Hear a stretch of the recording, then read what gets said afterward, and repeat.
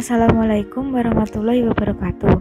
Perkenalkan, nama saya Khalifah Al-Rosidah Hidup Saputri dengan NIM 2019 1050 1027 dari Prodi Perencanaan Wilayah dan Kota Fakultas Teknik Universitas Jember.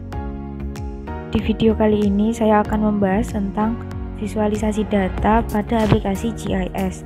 Langsung saja kita menuju ke pembahasannya. Visualisasi data adalah rangkaian proses menampilkan data atau informasi dalam bentuk yang mudah dipahami oleh orang awam, seperti grafik, angka, dan lain sebagainya. Dalam penerapannya, visualisasi data kerap menggunakan beberapa elemen visual, seperti grafik, bagan, atau peta.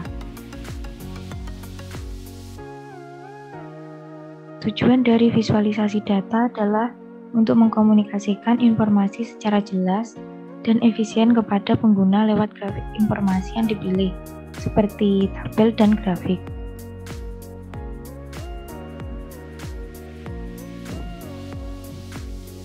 Alasan utama kenapa data visual sangatlah penting, yaitu karena data yang ditampilkan secara visual memungkinkan banyak orang untuk memahami data dengan lebih cepat dan tepat.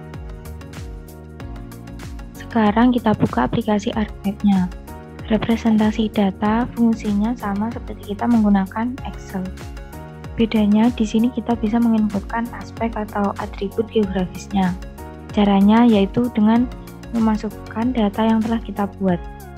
Kita buka dulu petanya. Kita gunakan SHP dari Kecamatan Pakem kemarin. Kita drag ke map view, akan muncul peta geografi dari Kecamatan Pakem.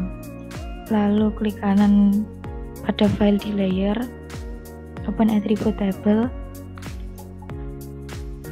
maka akan muncul data-data yang telah kita buat kemarin. Di sini ada data SD, SMP, SMA, dan lain-lain. Lalu kita akan memvisualisasikan data-data yang sudah kita input ini.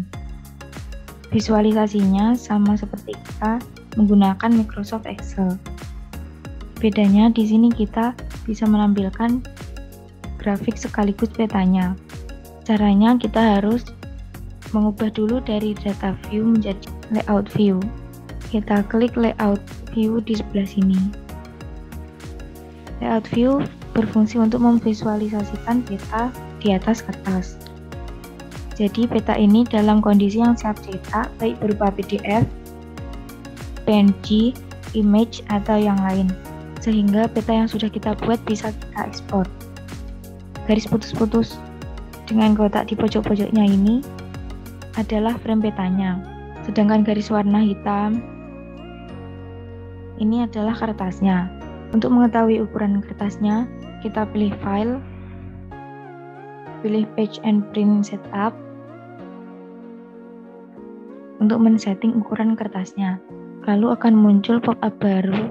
Di sini akan muncul printer setupnya.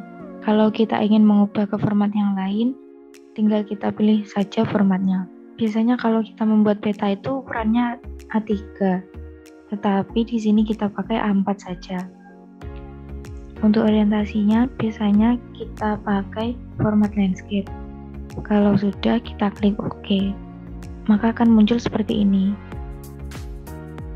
Nah, jika frame petanya overlapping sama kertasnya, kita tinggal kecilkan saja. Kalau petanya terpotong, kita tinggal zoom in atau zoom out sama pen untuk men-setting tampilan petanya.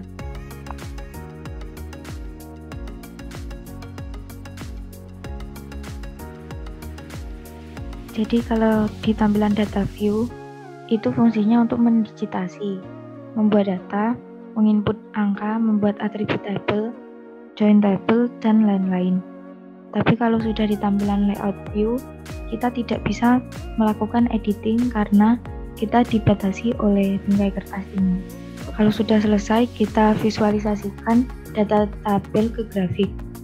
Caranya, klik kanan file yang ada di layar, open attribute table, klik table option, grid graph, maka akan muncul seperti ini.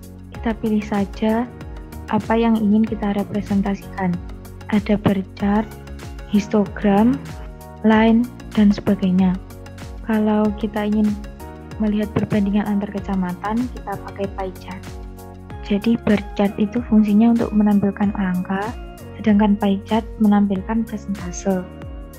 Biasanya bar chart digunakan untuk menunjukkan jumlah, kalau pie chart untuk perbandingan. Untuk kali ini kita pakai bar chart. Dan di graph type-nya kita pilih vertical bar. Lalu di value field-nya kita pilih SD, maka grafiknya akan langsung muncul. Biasanya untuk vertical axis itu jumlahnya, sedangkan horizontal axis itu kelurahan atau keterangan lokasinya. Untuk X field-nya kita pilih desa, dan X label field-nya kita juga pilih desa. Vertical axis ini bisa dirubah ke kiri atau kanan. Dan horizontal axis-nya juga bisa dirubah di atas atau di bawah.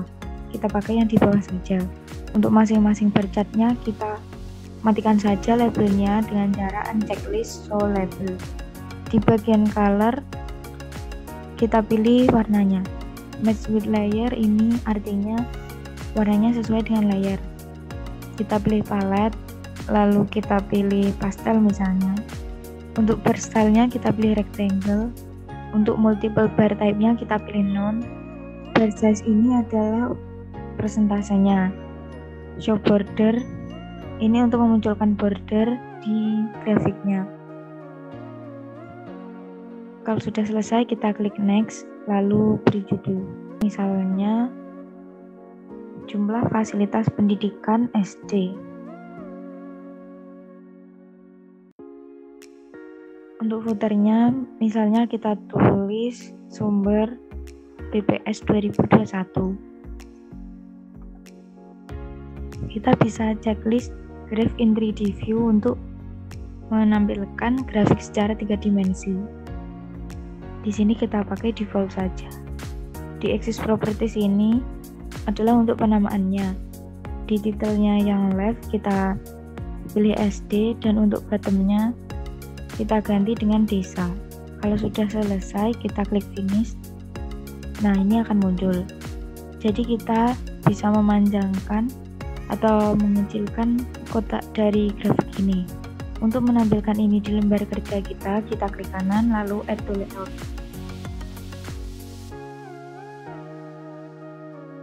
Nah, ini sudah muncul.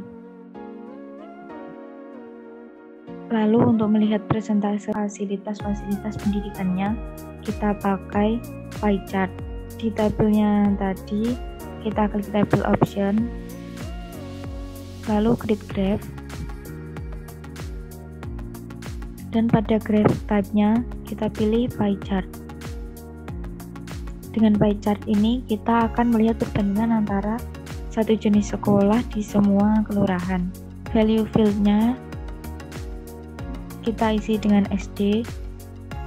Lalu untuk membandingkan antara SD negeri dan SD swasta, kita akan merubah warna di bedanya. Klik kanan file yang ada di layar, lalu properties, lalu pilih menu simbologi. Di menu simbologi klik chart. Untuk membandingkan presentase sekolah-sekolah tadi, kita tekan Ctrl pada keyboard, lalu pilih SDN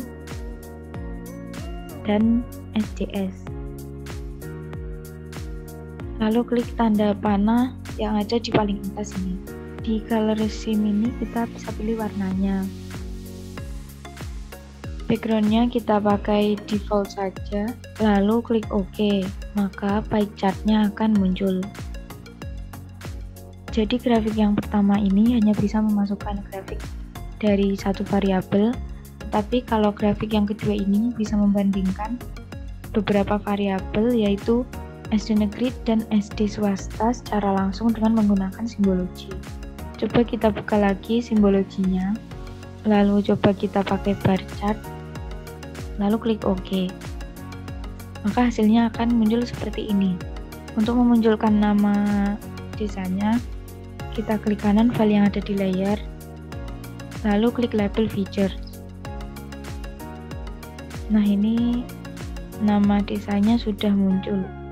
Jadi kesimpulannya, kalau kita menggunakan simbologi, kita bisa melakukan visualisasi angka dengan variabel lebih dari satu. Tapi kalau kita menggunakan grid graph, kita hanya bisa menggunakan satu variabel untuk visualisasi. Kita coba buka lagi simbologinya. Nah, simbologi ini ada banyak, ada kuantitis juga. Di kuantitis, kita bisa memvisualisasikan jumlah SD yang ada di kecamatan tersebut melalui range dan gradasi warna. Di value-nya kita pilih SD, lalu kita klik apply. Maka akan muncul seperti ini.